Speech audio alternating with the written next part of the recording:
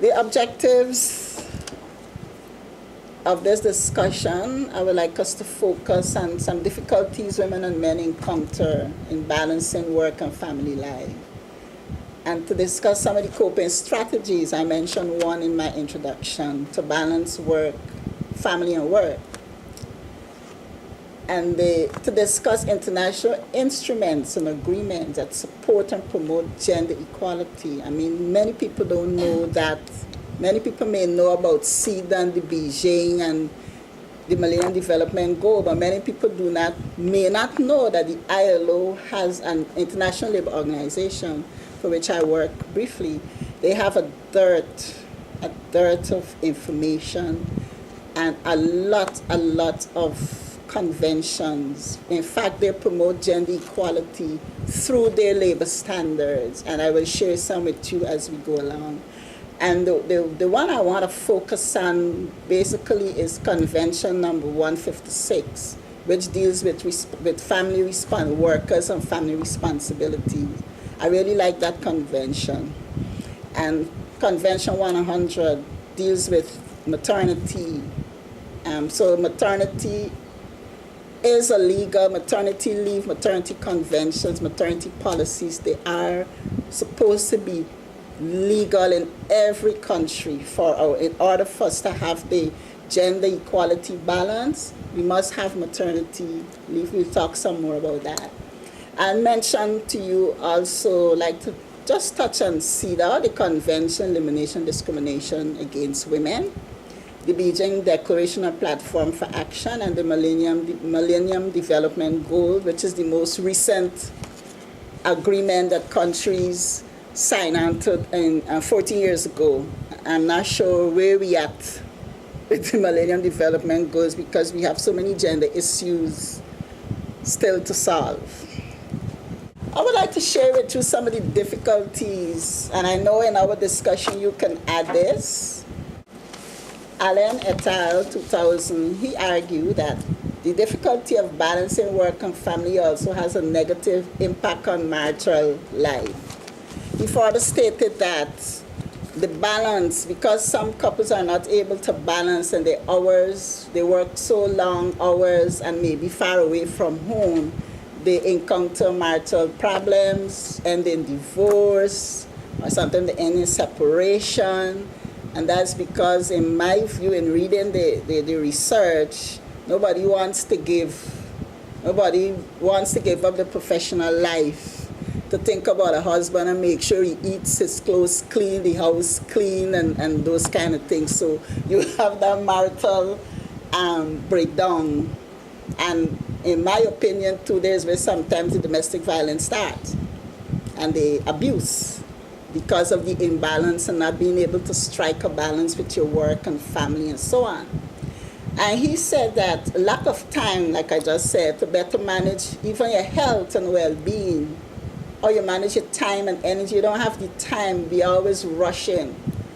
And limited time at home to strengthen family ties. You know, you have limited time to even have family dinners. And with all of this imbalance and the difficulty in balancing, we can experience some decrease in job satisfaction. And who suffers where we have decreasing job satisfaction?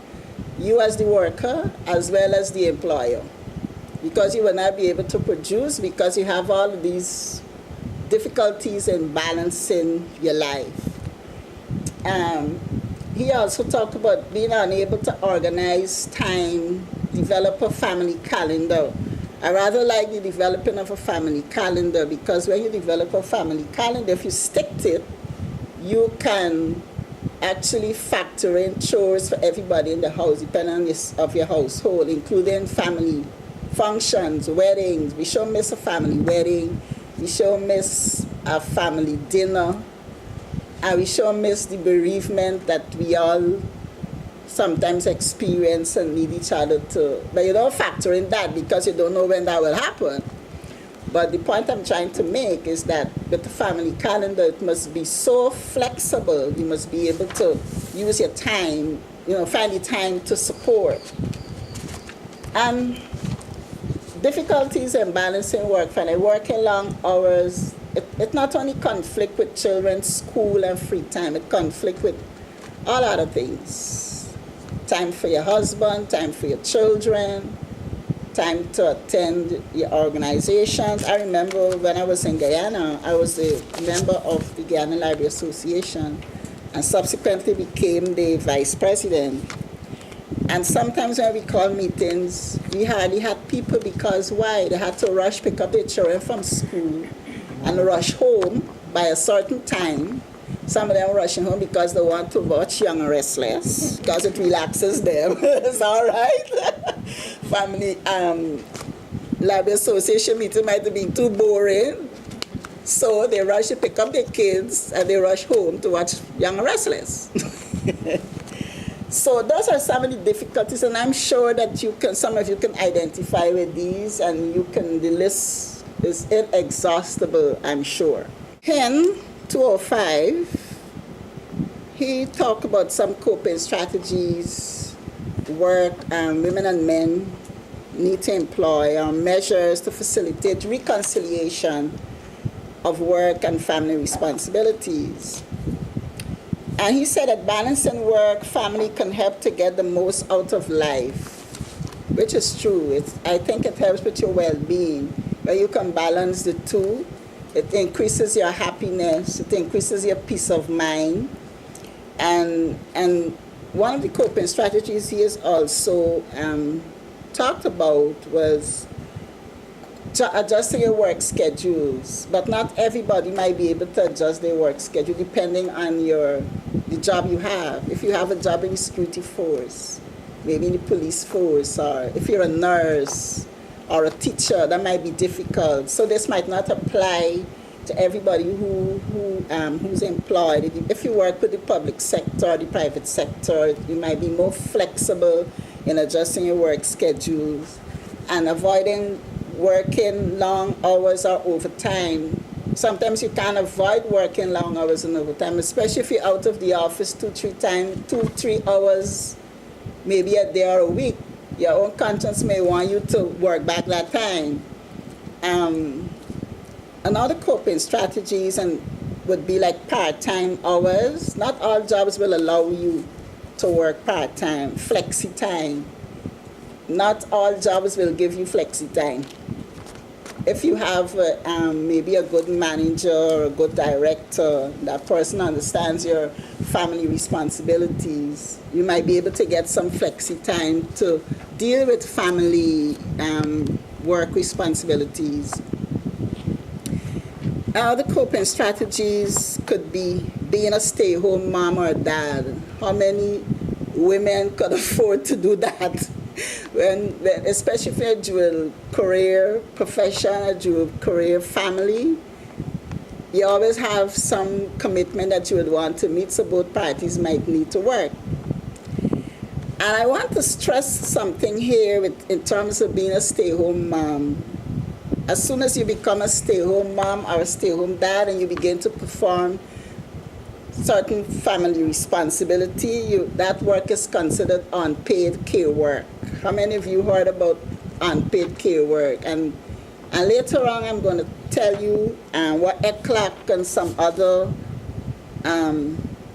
organizations doing about unpaid care work in relation to time use survey. And if I may pause a minute here to talk a little bit about that. Some developing countries do conduct time use survey. All the hours you spend on house chores, itemizing every item that you do at home, from waking up in the morning, preparing breakfast, preparing your kids for school, preparing lunch.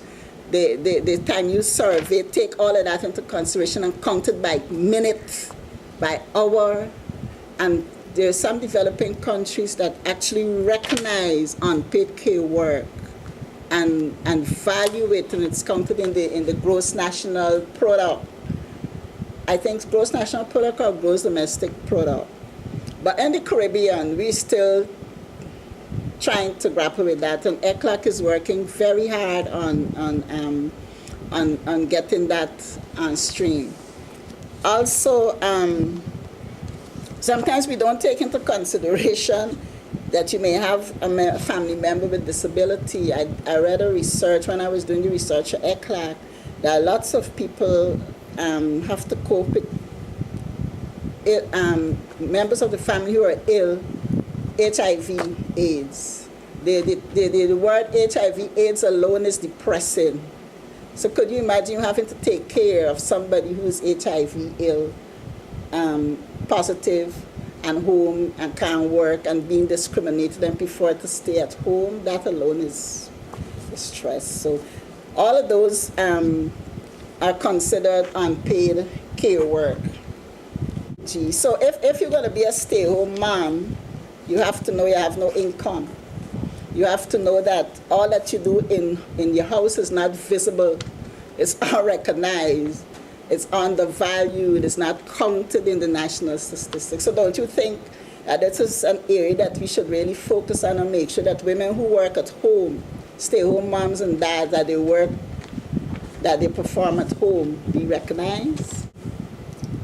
Other coping strategies would be like how you access appropriate and affordable care for young children and the elderly. Not all working men and women could afford to hire somebody or find a daycare that they would be satisfied with. Where I live in Tunapuna, I know there are 2 persons in this street there that do babysitting, and every morning you'd see the droves and droves of cars driving up, people, the baby eyes could barely open. Children still sleeping and they're struggling with all these bags up the step to take the babies and the children to the babysitter. And we talking here sometimes 6:30 in the morning. So that's the time I'm leaving home to go to work, and you're seeing them, you know. So those are the ones who could afford. What about the ones who can't afford? And I'm particularly pleased sometimes when I see the men doing it, taking the children to the babysitters. He well dressed in his tie, and he has one sling on this shoulder, next one of the bags, and he's running up the step with the babies. And so those are some of the coping strategies. The other coping strategies would be like leave, annual leave, maternity leave, paternity leave, maternity and paternity leave. And I'm going to say something about paternity leave later when it comes. I'll talk about that on the legislation. And other coping strategies he referred to would be like breastfeeding facilities at work. I don't know if Trinidad, anywhere in Trinidad, any enterprise or organization that provide, university here, do they provide breastfeeding facilities? So otherwise the parent now will have to sneak out from work, get away, or ask for time to go and breastfeed the baby. You know, so I think this is a very important point, breastfeeding facilities at work. I'm sure in America and Canada they do have it. And I would like to also, unpaid care work is considered 24 hours. And if you could permit me to share a quick story with you, a family member of ours, they live abroad. The wife is ill, the husband takes care of her. There is a nurse that comes in twice a week, but he's never satisfied what the nurse does. So he takes care of his wife. And he became ill the other day. He had a sharp pain in his chest. And when he went to the doctor admitted him in the ER for 24 hours of observation. And when the doctor questioned him of what work he does and how much sleep he gets, and when he told the doctor that he takes care of his wife, whenever she wakes up at night, he jumps up. The doctor said, "You're killing yourself and you will die before her because you're doing 24 hours care work. You're not getting to rest and you will eventually come down with a heart attack." I think that was a wake-up call for him. You know, so I said, well, that would be something if you pass and leave her. So I say that to say that we have some men too who are very much involved in unpaid care work.